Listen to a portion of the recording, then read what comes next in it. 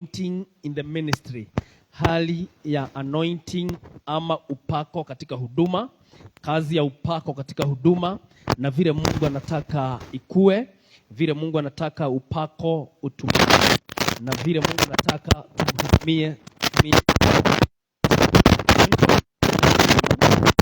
Empowerment from God.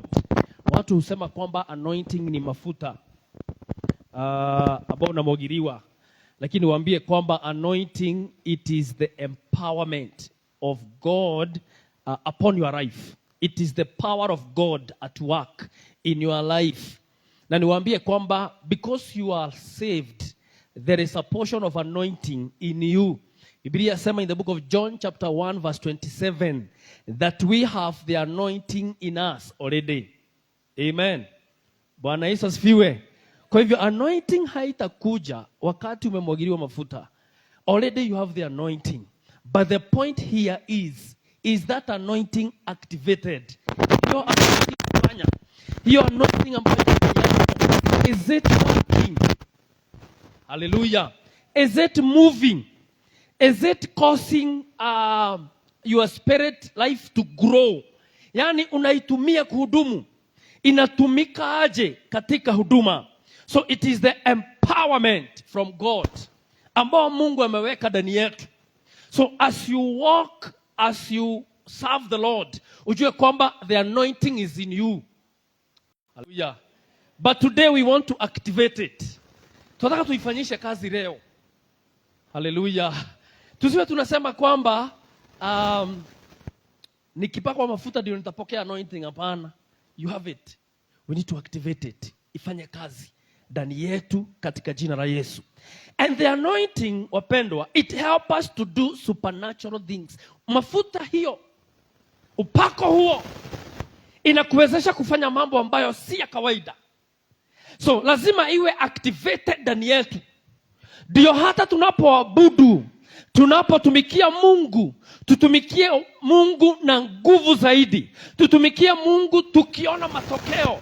Because where there is anointing, there are results.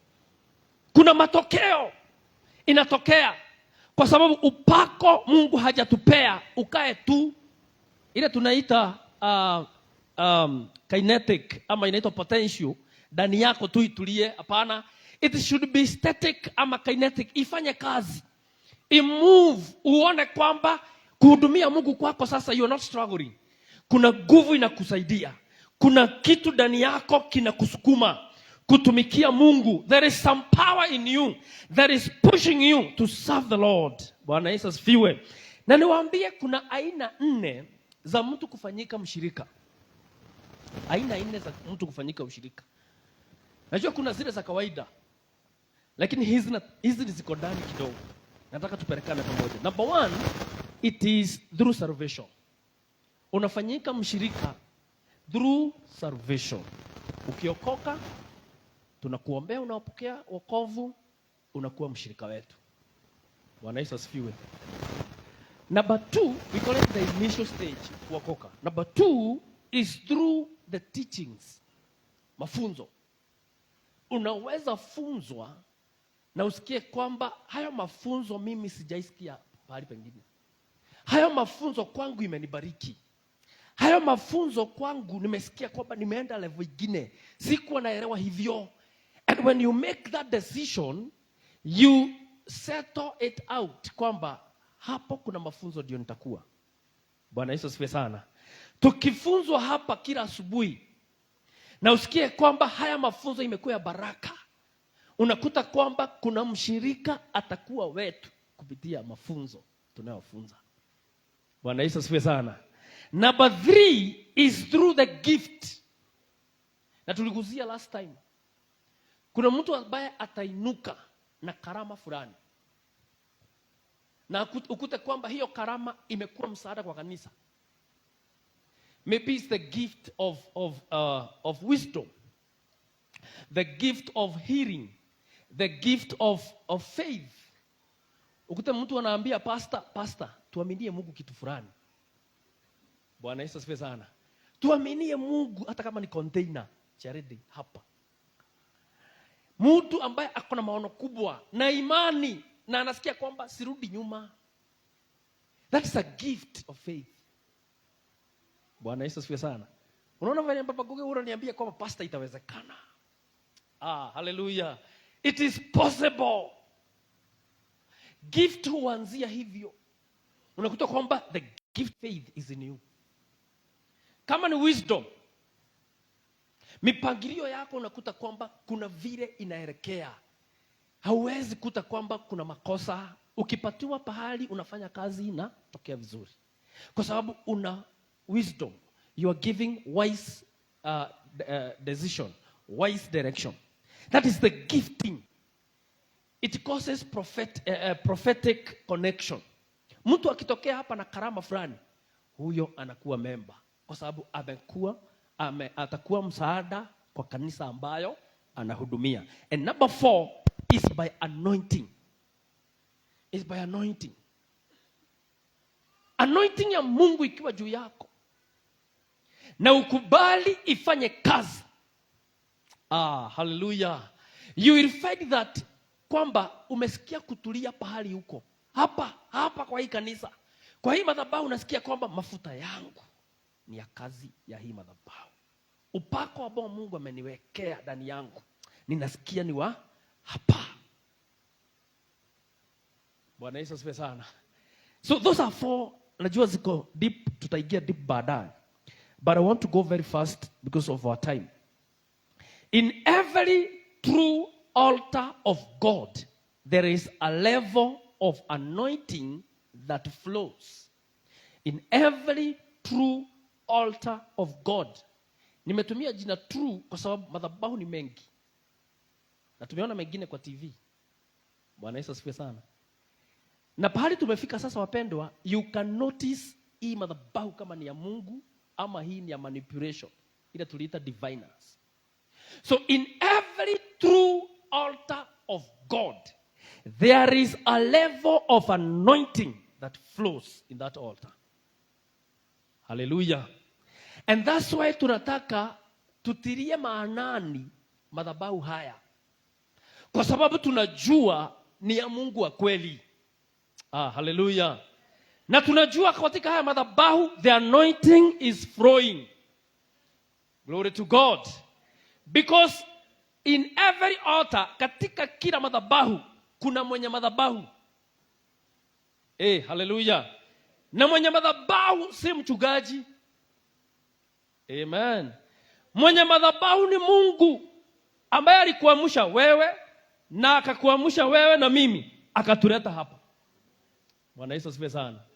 Na akisha tuleta katika madhabahu hii ambayo tumesema iko na upako wake, amehakikisha pia katika madhabahu kuna kuhani wa madhabahu. Semeni amen. Katika kila madhabahu kuna kuhani yake. Hata ukienda wale watu ambao wanakuambianga urudi nyuma. Unajua wale watu wanakuambianga ukuje na nyuma. Sio wanaitwaje? Bwana Yesu asifiwe sana. Kwa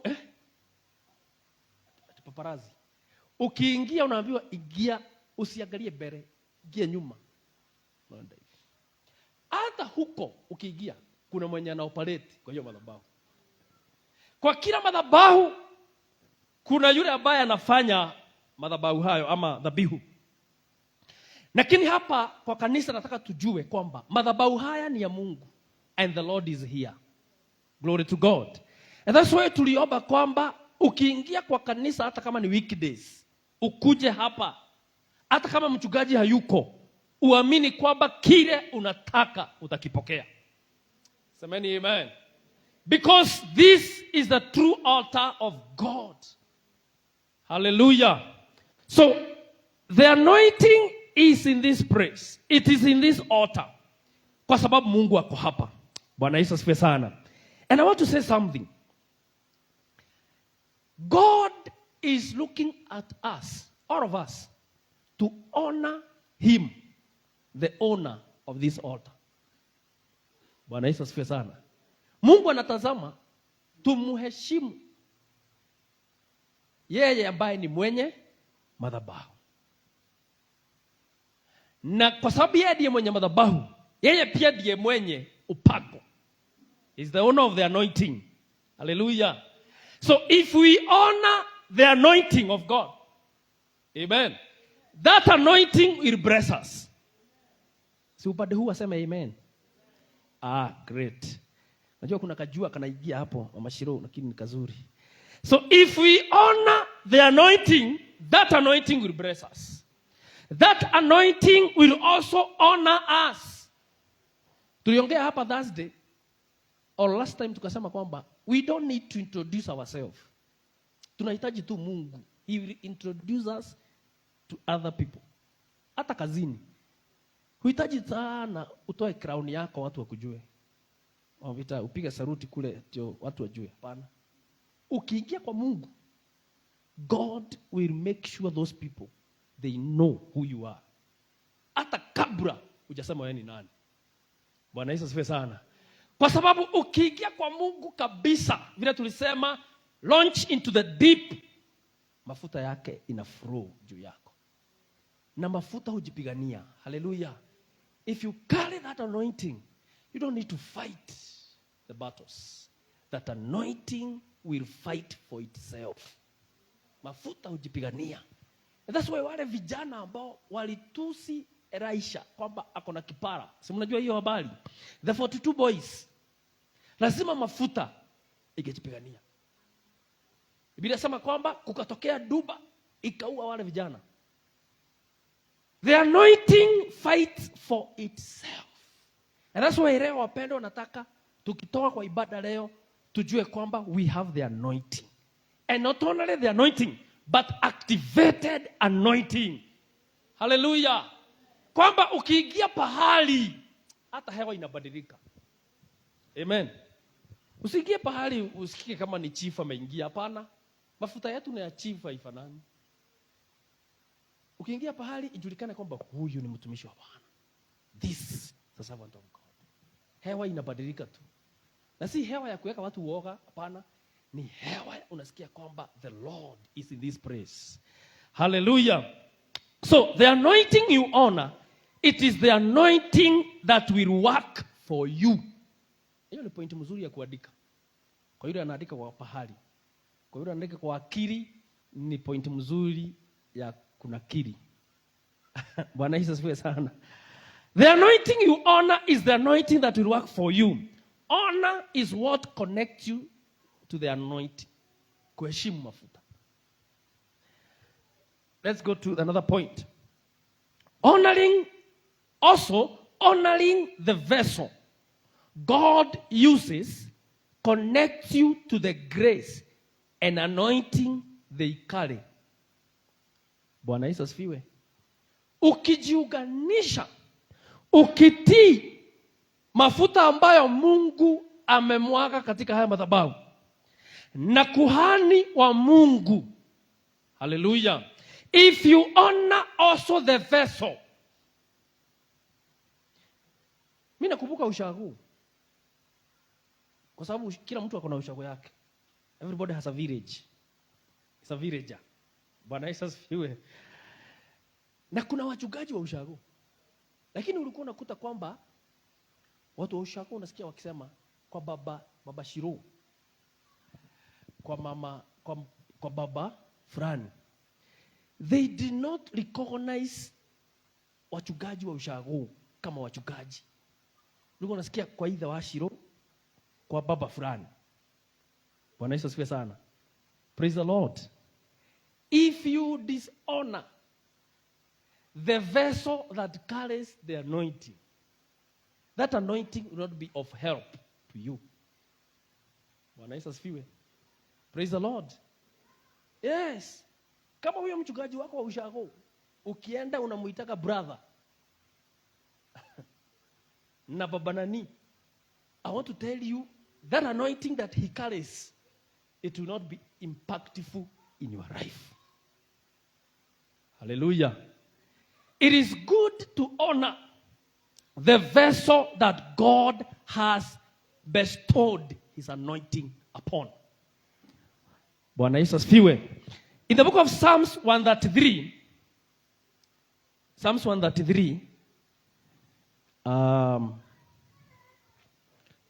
Psalms 133.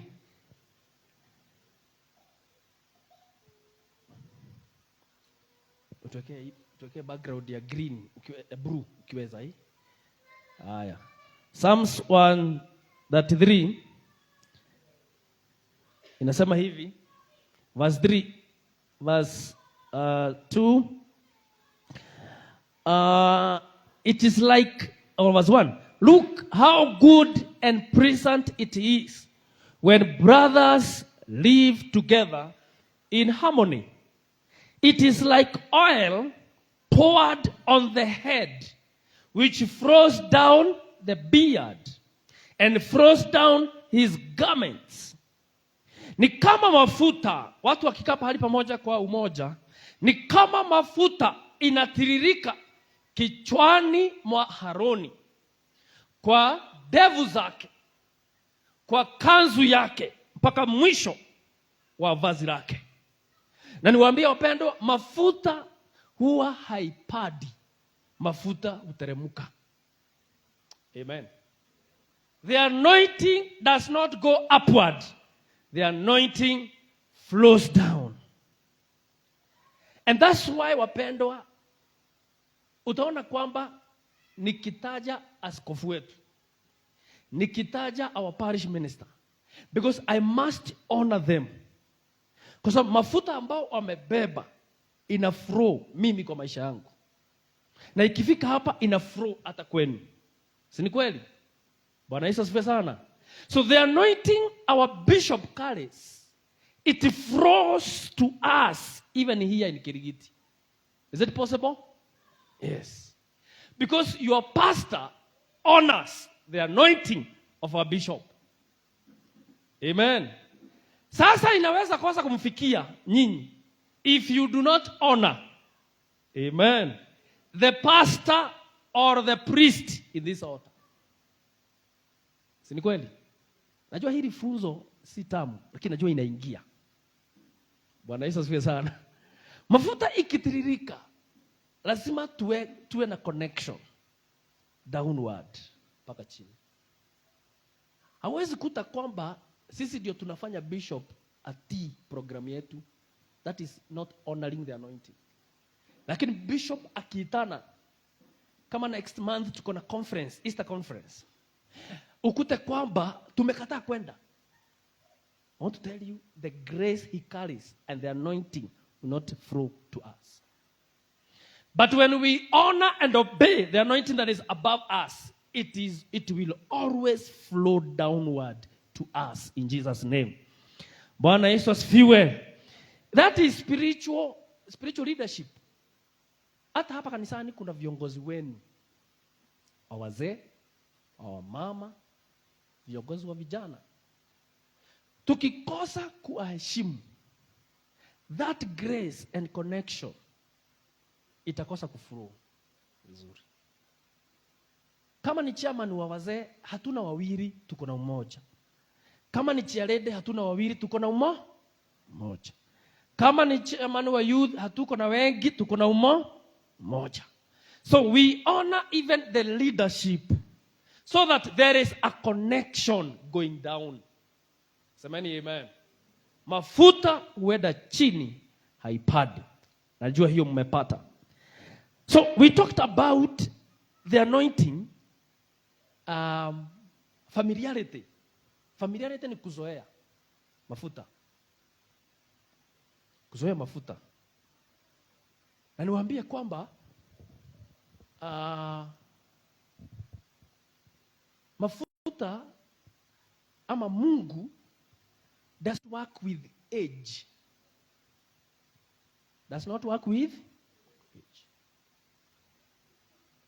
He works with the grace he has put in somebody. Bwana Yesu asifiwe sana. Kwa sababu kama ni age, utakuta kwamba kuna rais alichaguliwa Madagascar. Alikuwa kijana, I think kama 28 years. Alikuwa anaitwa Rajolina something. Very young person. Lakini akaaminika kuwa rais. So in the leadership or spiritual leadership and spiritual anointing, utakuta kwamba it is not the age that matters, but the grace that person carries. We might be age mate. Amen. Bwana Yesu asifiwe. Simniangalie vizuri. Tunaweza kuwa sisi ni walika moja, but the grace is different. Si ni kweli? Na ni lazima tujue hivyo kwamba kutii ambako Mungu anataka, hataki tu tutii watu ambao wako na miaka juu yetu, lakini hata kama ni age mate, hata kama ni wadogo na kuna neema Mungu amewapatia, we need to honor them in Jesus' name, so that blessing, that grace will flow to us in Jesus' mighty name. So treating the men of God as common people, it will prevent us from receiving the blessing. Treating the men of God and the servants of God like common men, it will prevent us from receiving the blessing. Bwana Yesu asifiwe sana. Kuzoeana inakatisha baraka. Bwana Yesu asifiwe. Niulize swali. Pastor akuje kwako, akwambie nataka unikopeshe 1,000. Pastor huyu kuja kwako wewe, Beatrice, nikwambie Beatrice, pastor nataka 1,000. How will you see it? Or how do you see it? Unajua hii ni Bible study. Unaonaje hiyo Lilian? Pastor ikuja kwako, literally kwambie niko na shida mpajoi, nisaidie na 1,000. Na bwana nikuulize, utampatia?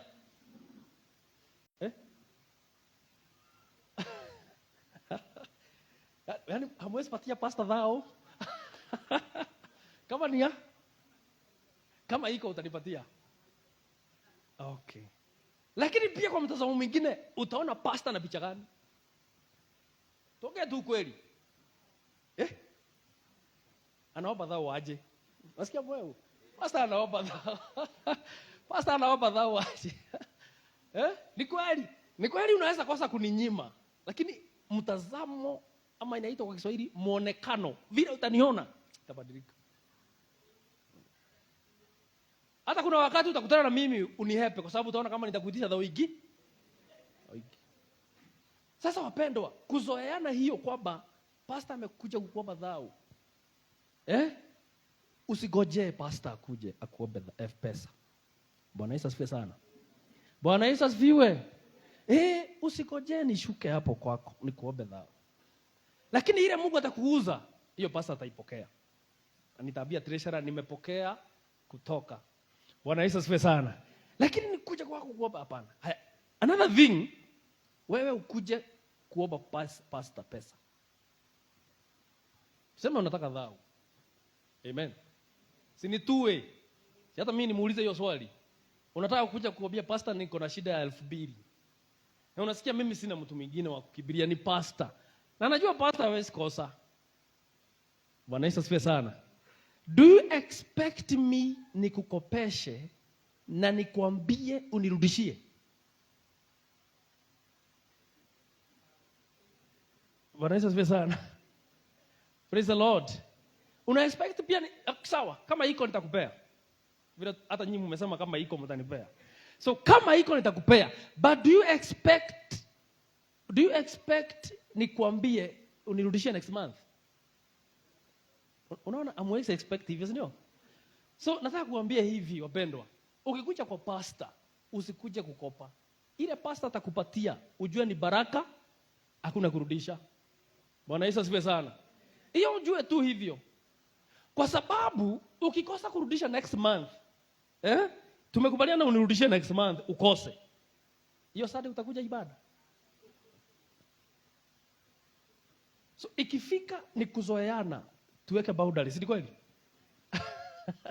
Especially side ya pesa.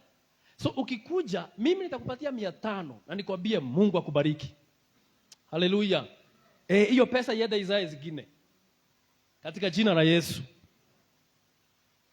Na ikifika kwamba wewe umeguzwa, pia usishikilie pesa yako. Ajabu. Unajua kuna watu ushikilia pesa. Ukiguzwa ubariki mchungaji. Bariki mchungaji. Ndio baraka iweze kumiminika juu ya maisha yako. Bwana Yesu asifiwe. Mambo ya pesa nimeweka wazi. Nimesikia Roho ameweka ndani yangu.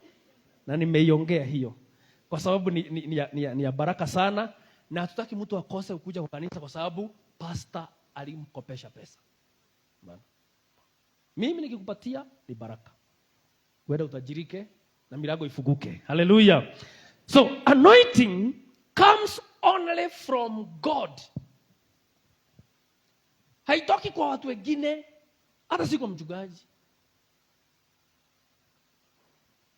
Kuna watu wanaingia tu nyumba huku. Sio kama huko. Lakini I can sense ziko huku. Nyumba tu kuobeana. Bwana Yesu asifiwe. Kuna tu nyumba tu kuobeana huku. Unakuta kwamba tumemaliza ibada, lakini weekday uko busy ukiobewa na huku. Hallelujah. Na every Sunday unakuja, pastor niombe. Lakini hiyo shida haiishi. Kwa sababu nikikuombea unaingia pahali pengine. Because those are two different altars. Kwa sababu wala watu ambao wanaombeana kule, mimi nimejua zingine zimefanya watu wawe wadawazimu. Kwa sababu roho ambayo inaoperate kule ni roho ya divination. Tulisema kuna roho mbili, divination and discernment. Divination ni hao watu ambao hawakutakii mema na wanaweza kukuambia kwamba mtu wenu ndiye anakufanyia hivi.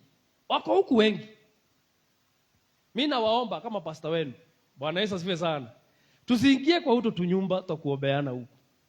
Simsema amen. Kama unataka kuomba kuja hapa kwa kanisa, chukua funguo, omba. God will hear you. Bosire. Si ni kweli? God will hear you and he will answer your prayers. Bwana Yesu asifiwe. Na kama utangojea Sunday, kuja uniambie pastor, let's believe God together. And the Lord will do it in Jesus' name. Semeni amen. The price of anointing, the price, gharama ya mafuta ni utakatifu. Number 1. Gharama ya mafuta ya upako, wacha nitumie jina upako, ni holiness, utakatifu. Tutembee tukiwa watakatifu mbele za Bwana. Number 2 is deep prayers. Lazima tulipe gharama ya kuomba sana. Lazima tulipe gharama ya kuomba sana. Kabisa. Na si wakati tu imetangazwa. Hapana. Wewe binafsi jiwekee. Wacha mwili wako uzoee. Bwana Yesu asifiwe. Another one is worship. Kuabudu Bwana kwako lazima kuwe kwa tofauti. And number 4 is the presence of the Holy Spirit. Uwepo wa Roho Mtakatifu. The anointing will operate in holiness. It will operate when we go deeper in prayers. It will operate in deep worship and also in the presence of the Holy Spirit. Mafuta ama upako tatembea katika maisha yetu. Bwana Yesu asifiwe. Even when temptations come, when we have the anointing and the presence of the Holy Spirit, najua tutashinda yote katika jina la Yesu. Hata majaribu ikikuja, tulisoma Yesu alijaribiwa jaribu mara 3. The lust of the flesh, the lust of the eyes and the pride of life. Si tulisoma hivyo? Bwana Yesu asifiwe. Hayo mambo matatu, through anointing will work it out for us. It will work it out for us. Kwa sababu hupelekana na neema. Titus chapter 1 verse 11 inasema aje? And this grace has reached to all men. It enabled them to say no to every ungodliness and to say yes to every godly things.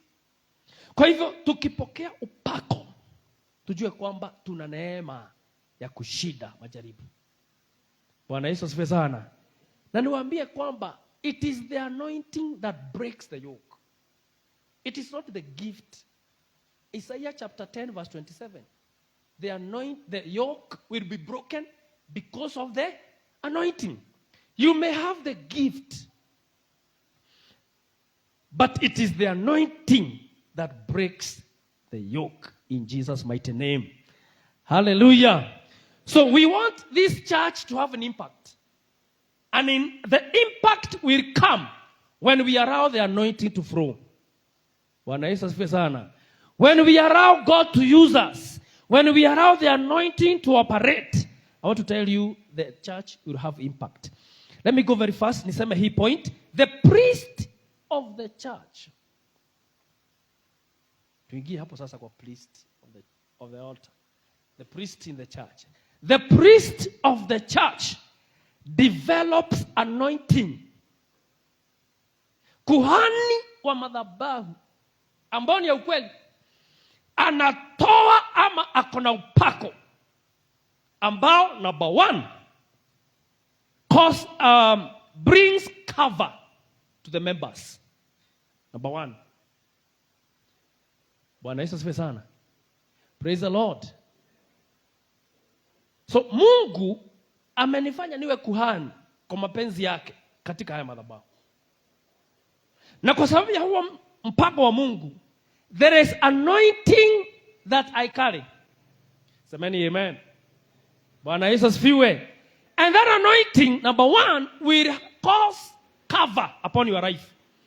It will give you cover in your life. Cover is protection. Hallelujah. Bwana Yesu asifiwe. Kwa sababu niwaambie hivi, kuna vita ingine wapendwa, wewe hautapigana. Your pastor ashaipigana. Amen. Simseme amen. Kuna vita ambayo wewe hutapigana. Your pastor has fought that battle. Mimi in the leadership of our church, kuna vita siwezi pigana. Najua my reverend ameipigana. My bishop ameipigana. Hallelujah. In the level of priesthood, I know kuna vita sitaipigana. Kuna mapepo sitapigana nayo. Because I know our bishop or my bishop has fought it. So hata wewe kuna vita hautapitia. Because your pastor has fought. Sema amen. So the priest carries the anointing that brings cover upon you. Hallelujah. That's why huwa tukiomba ama nikiomba huwa natangaza ulinzi kwenu. And that is automatic. Glory to God. There is a cover that is released upon your life. Number two, the anointing in the priest brings family blessings. Hallelujah. The anointing brings family blessing. Kila familia ni matumainio ya Mungu kwamba kila familia katika iliyo chini ya upako huu ifaulu katika jina la Yesu. Hallelujah. There is a family blessing that is released in the anointing of the servant of God. And number three, there is a share of the anointing. Share ni fungu lako. Kuna fungu lako. Kuna sehemu yako ya mafuta haya. Amen. Praise the Lord. Unatembea na mafuta ni kama Elijah na Elisha. Elijah aligawia Elisha mafuta, a double portion of the anointing. Number one, there was the plan of God. But number two also, it's because of association. There are people unaweza associate na wao wakubariki. Na kuna watu unaweza associate na wao uishe. Si ni kweli? Bwana Yesu asifiwe. So Elisha received the anointing from Elijah. So there is a share of anointing. Tukiendelea kutumikia Mungu, from the priest to you. Hallelujah. It will come to you. And that is the order of God. It must come upon your life. Number four, Because of the anointing of the priest in the altar, there is release of financial favor. Mambo manne. Number 1, mafuta ama upako wa mtumishi wa Bwana unaachilia. Number 1, ulinzi kwa maisha yenu na watoto wenu. Number 2, baraka katika familia. Number 3, unapokea pia sehemu ya mafuta yake. So nakumbuka pale Mungu aliita Musa, kwa sababu Musa alisema mzigo, kazi imekuwa mingi. Mungu akamwambia Musa, ita wazee. Walikuwa wangapi? 72. Wakaitwa. Mungu akawagawia sehemu ya roho ama ya upako na neema iliyokuwa ndani ya Musa, akagawia wale wazee. So there is share of anointing and grace as we continue serving God together. Semeni amen. Bwana Yesu asifiwe. So when we talk about cover, it is protection from attacks. It is protection from sickness. It is protection from oppression. Mikosi na mateso. Tukitangaza cover, tunalindwa katika jina la Yesu. Bwana Yesu asifiwe. Let me go very fast. Dakika 5 peke yake. How to tap the anointing, number 1, or how to receive or the anointing be activated. Number 1, honor the carrier. Heshimu ambaye amebeba mafuta. The way you value the vessel determines what flows to you. King Saul honored Samuel. Na kuna pahali alisema, if we go, what shall we bring to the man of God? Should we leave the man of God like that? 1 Samuel 9:7-8. Sauli akatii, akaheshimu mafuta na mbeba mafuta Samueli. Number 2, stay connected. Do not cut the connection. Amen. Continue with fellowship. Continue in prayers. Continue coming to the service. Usikose kukutana pahali tunakutana. Kuja. Stay connected. Anointing flows through relationship. Flows through association. Wakati watu wanakutana, wakati watu hawakati flow. Unakumbuka Acts chapter 12, wakati James alishikwa na akauawa. Bila sema kwamba mfalme akachukua Petero naye amuue. But the Bible says the church was praying. Kanisa lilikuwa linaomba.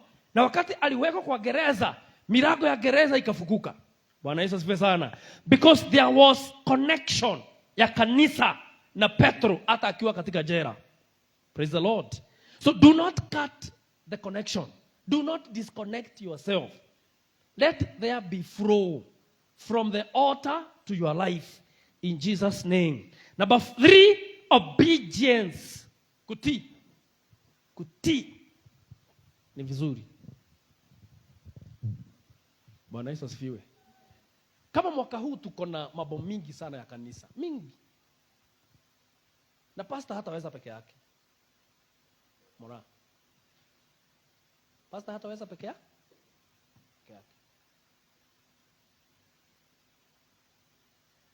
Na itabidi pastor akuhusishe wewe na wewe. Ndio hilo jambo liweze kusimama.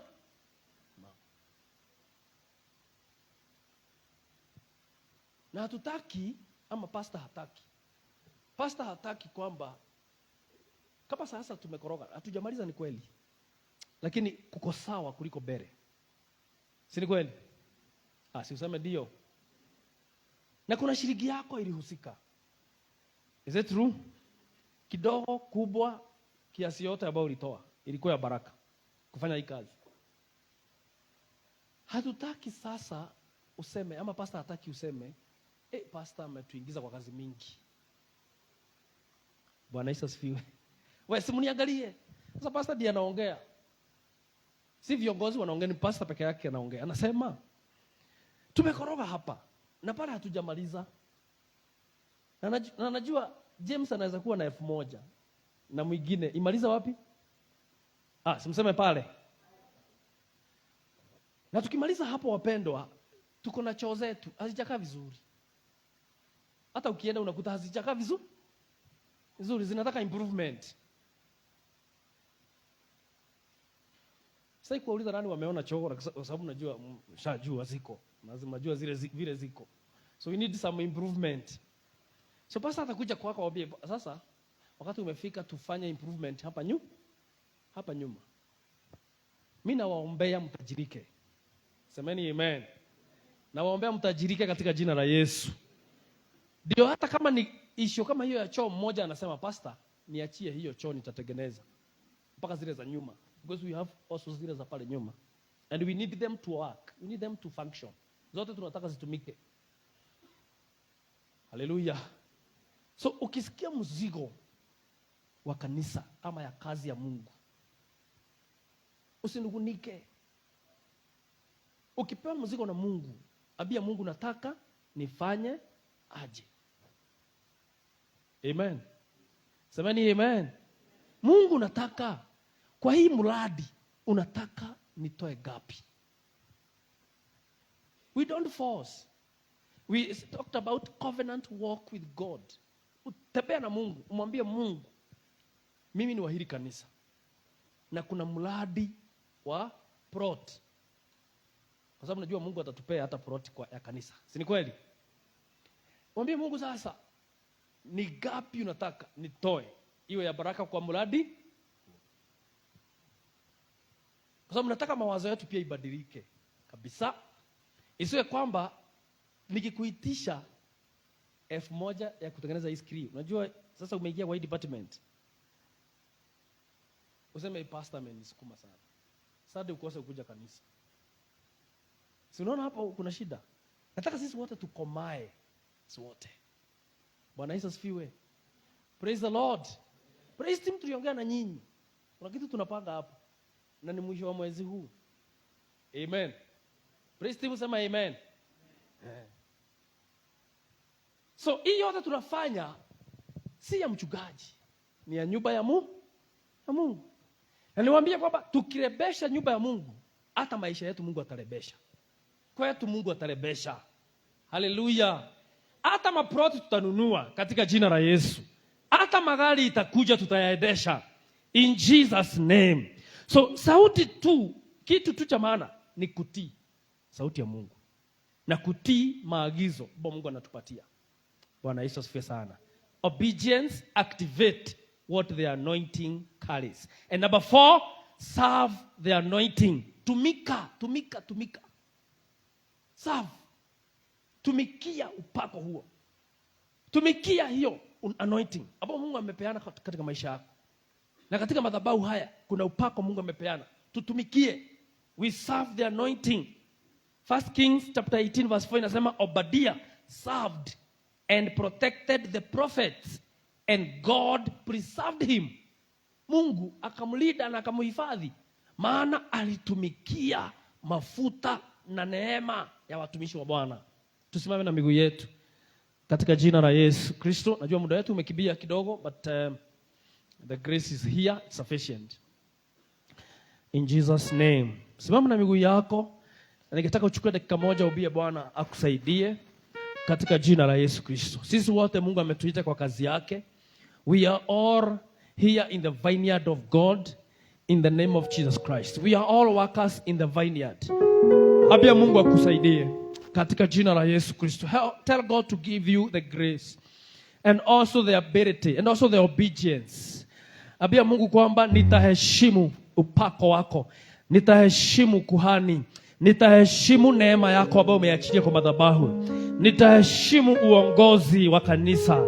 Mungu nisaidie katika jina la Yesu. Help me, oh God. Help me, oh God, to serve you in the name of Jesus. May this anointing be activated in our life. May the anointing be activated in your life in the name of Jesus. That in your serving you will go to another level. Katika kutumika kwako, utatumikia Mungu kwa kiwango kingine. Utatumikia Mungu na hekima. Utatumikia Mungu na neema. Hautasukumwa kufanya mambo. Hautasukumwa kutumikia Mungu. Hautasukumwa kukuja kwa ibada. Mungu atatia mzigo ndani yako. The Lord will enable you. The Lord will anoint you. The Lord will give you grace. In the mighty name of Jesus. Tumesema Mungu ndiye mwenye haya madhabahu. Oh Lord, how we honor you. how we honor you, King of all glory. Na katika madhabahu haya umepeana kuhani, na katika huyo kuhani kuna upako umeweka ndani yake. Lord, we pray that you will enable us to honor the anointing, to honor the grace, because the anointing we honor, it is the anointing that will work for us. It is the anointing that will bless us. It is the anointing that will cover us. It is the anointing that will honor us in Jesus' name. Father, we give you praise and we give you the glory. Tunakushukuru na tunasema ni asante. Pokea sifa na pokea utukufu. We surrender and we bow before you. Upako wako utufanyie kazi. Kila mmoja ndani yake asikie nguvu mpya. Asikie kwamba kuna kitu kimeinuka ndani yake. Kuna sauti imeinuka ndani yake. Kuna nguvu ambayo si ya kawaida ya kutumikia Bwana, ya kuheshimu na kutii sauti ya Mungu. Katika jina la Yesu, tunaondoa kila kizuizi ambacho chazuia tuabudu, chazuia kukutana, chazuia kusifu Mungu, chazuia kutumikia Mungu. Every obstacle be removed. Every roadblock be removed. In the name of Jesus, we pray for breakthrough. We pray for flow and coordination. Hata katika ibada ya leo, twanena your flow, twanena coordination. Hakutakuwa na confusion. Pahali upako uko hakuna confusion. Pahali upako uko hakuna giza, hakuna kulemewa, hakuna kushindwa. Lord, today tuigize level ingine. Hata tunapoenda kukuabudu, wacha tukuabudu na kukuelewa level ingine, katika jina la Yesu Kristo. Father, we thank you, we honor you. We give you praise and we give you glory. In Jesus' name we pray and believe. In Jesus' name we pray and believe. Amen.